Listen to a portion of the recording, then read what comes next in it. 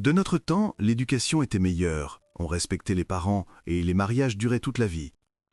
C'est le discours préféré des anciennes générations. Ils regardent notre époque avec mépris, persuadés d'avoir détenu la formule de la famille parfaite. Mais la vérité est beaucoup plus sombre.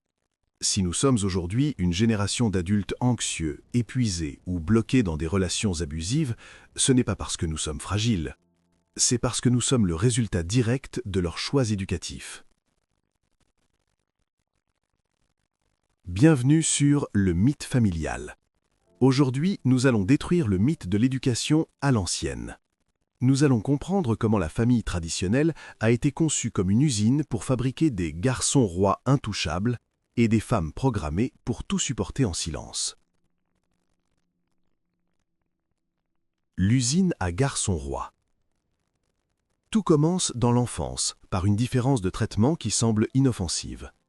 Dans de nombreuses familles traditionnelles, le garçon est élevé comme un petit roi. On ne lui demande pas de participer aux tâches ménagères, on excuse ses colères sous prétexte que les garçons sont comme ça, et ses sœurs sont souvent chargées de le servir.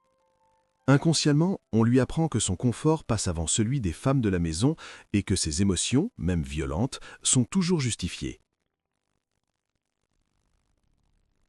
Le résultat ?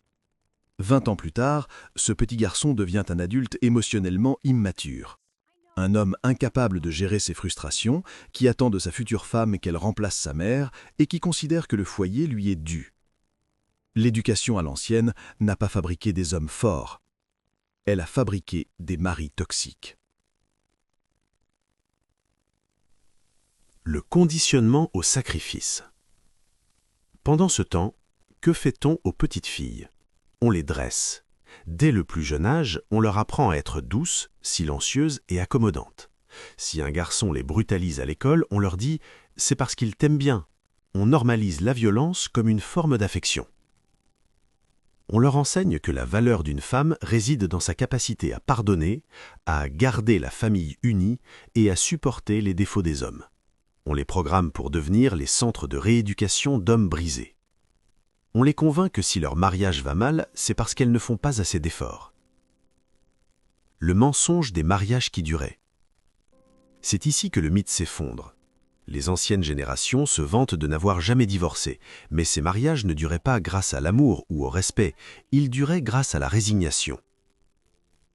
Ils duraient parce que la société, la religion et la famille interdisaient aux femmes de fuir la violence psychologique, financière ou physique.